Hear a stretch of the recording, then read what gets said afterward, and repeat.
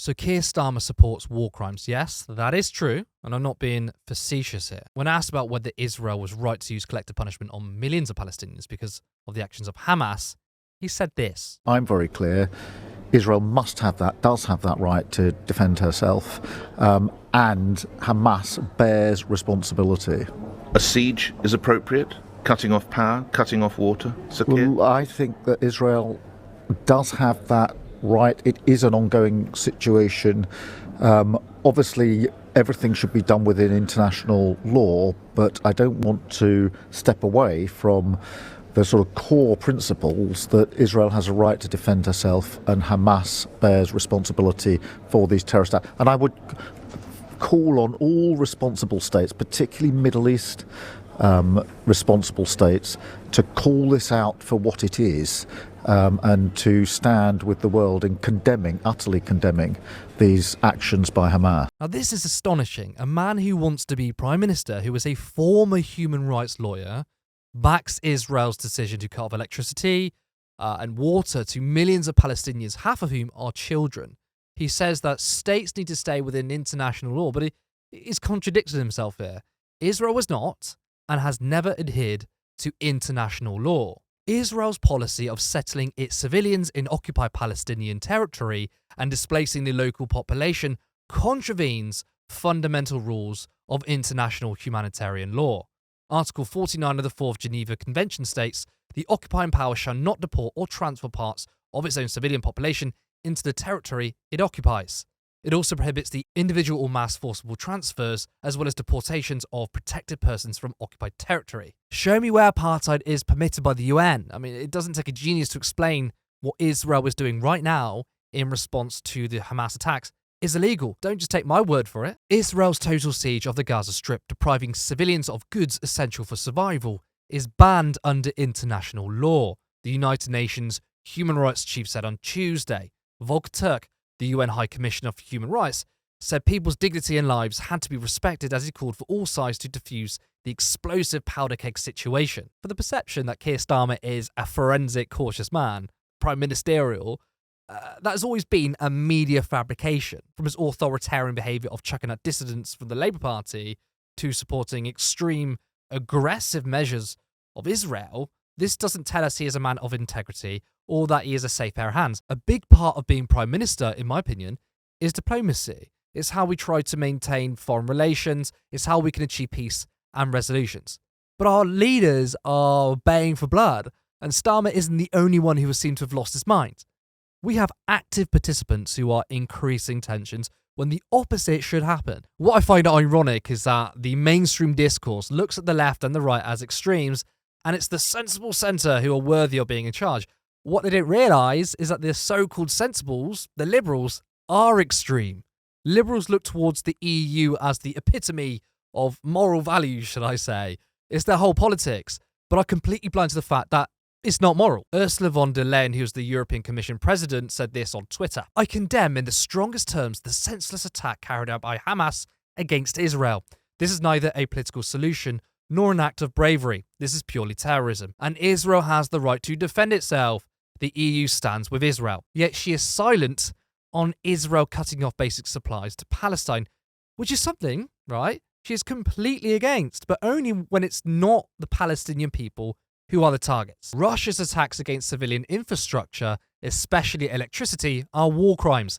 Cutting off men, women, children of water, electricity, and heating with winter coming, these are acts of pure terror. So she recognised that what Israel is doing is indeed a war crime, but won't condemn. Because like so many others in power, Ursula is an apologist for the Israeli apartheid regime. Now I want to tackle some arguments some have made who have defended this way of thinking. I don't know how you can, but there is. The first is the claim that Gaza isn't actually occupied. They left in 2005. Therefore, Israel has no obligation to provide water or electricity to Palestinians. Well, I wholly reject that Gaza isn't being occupied. The IDF withdrew in 2005 due to Palestinian resistance, but it's still recognised as an occupied territory to many. For Gaza to be considered occupied, it has to be under effective control. Now, just because boots on the ground has diminished or gone, in no way means this is a free place for Palestinians.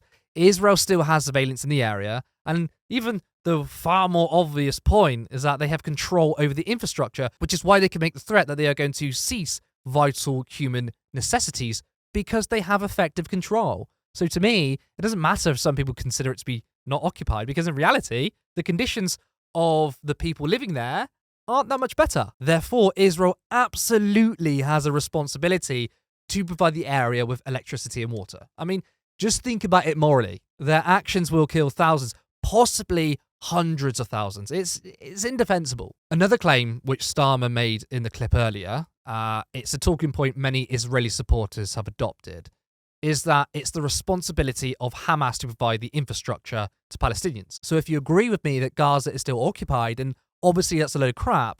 But let's say, just for argument's sake, that Gaza isn't occupied. There are no elections. Yes, Hamas initially won, but have since suspended them. So it's not the fault of Palestinians for what Hamas does. Now, if you really want to back up the claim that you believe Hamas are a terrorist organization, which I agree with, by the way, and that they're not a legitimate government, then why aren't these people calling on the international community to help people over there against Hamas? The idea that people should be facing collective punishment on behalf of their leaders is so messed up. There's plenty of right-wingers, and leftists for that matter, who do not agree with the Labour Party, who are most likely going to govern in ways which many find unacceptable. The Tories don't represent me, and I should be held accountable for the fact that the Cameron-Osborne government killed 330,000 people due to austerity. There is absolutely no consistency here, and the whole situation is just messed up. Now, I want to quickly make a correction on the last video I made on Kay Burley. If you didn't watch it, essentially, Kay Burley made the claim that the Palestinian ambassador said that Israel had it coming in regards to the Hamas attack. Now, these words were completely twisted, yet she has refused to acknowledge that she's basically lied about it to millions of people. Now, in my video, I used a clip of the ambassador on the BBC in which he said nothing of the sort, thinking that that was the interview Kay Burley was referencing.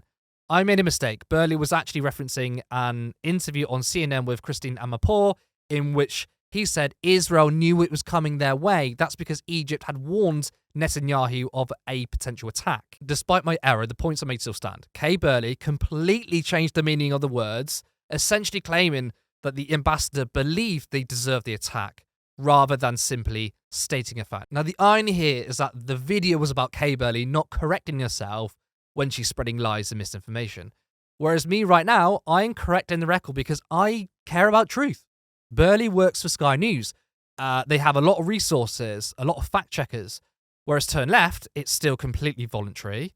This makes virtually no money at all at the moment. I don't get a wage from this. So I certainly can't afford a copywriter. So sometimes, yes, I will make mistakes. And this is a shameful plug. If you enjoy this content and want it to grow, and more importantly, want it to improve, then please share the content. Please share this video. And if you can become a member for 99p through YouTube, or you can support Turn Left on Patreon for just £3 per month by going to patreon.com/turnleftmedia. Now, I try to be as honest and transparent as possible, and I thank everyone who has helped Turn Left grow. Hopefully it won't be too long until this is my full-time job, and maybe it grows to where new members of staff come on board, and we have some really cool new personalities on board. Thank you so much, and see you next time.